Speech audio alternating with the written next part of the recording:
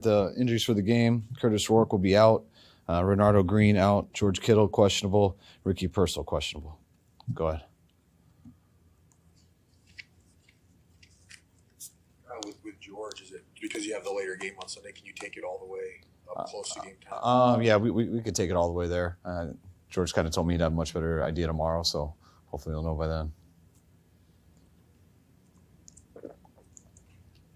Renardo's neck injury I believe he had a neck injury earlier in the season. Is this the re-aggravation? Is it just not healing the way you want? No, it's a re-aggravation. Yeah, we got better this week than last week, so hopefully we'll be good to go next week.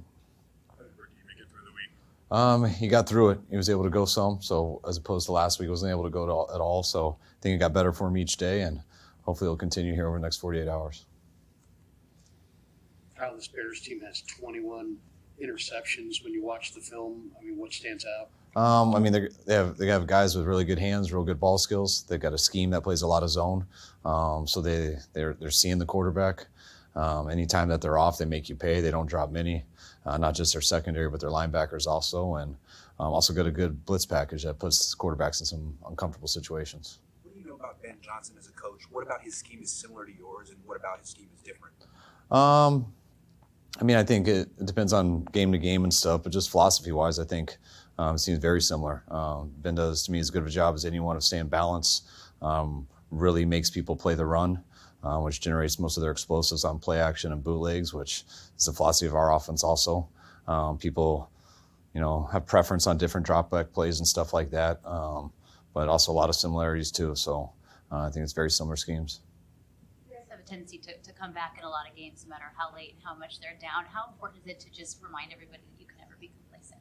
It's important. We try to do that every week, but when you face a team that's done it, I think NFL record 6 times or whatever it is, it's a huge deal why they're where they're at. So they got the quarterback who can do it.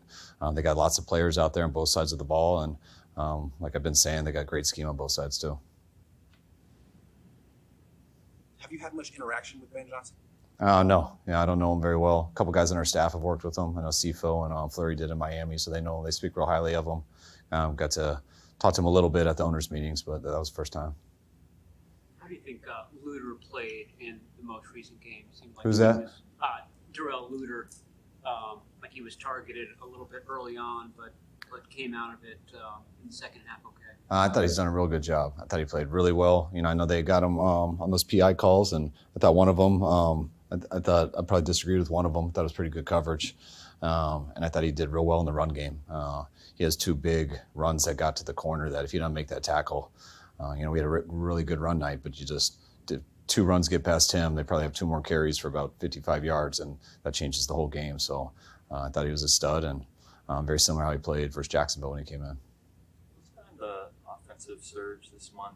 It seems like you guys are really hitting your stride at this stage in the season.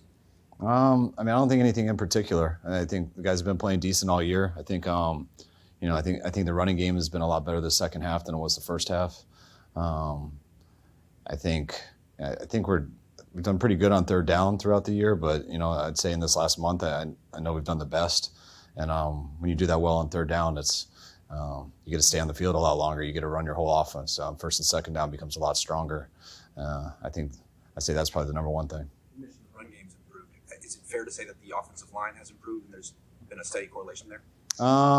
I'd say that, but I'd also say I think our receivers have really improved. Our run blocking, I think our tight ends have. I think we get better as coaches understanding what our group does best. And but yeah, with the run game, the obvious things are always O-line and running back, but I don't believe in that at all. I think to have a really good running game, it's all 11 people. You also have to have a good scheme, and you got to stick with it. And I think the guys have done that.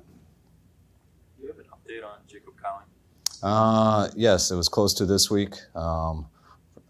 Be surprised if we don't start practicing next week. Kyle, overall, this Bears defense is really, really good at first drives, and you guys have been really good on first drives.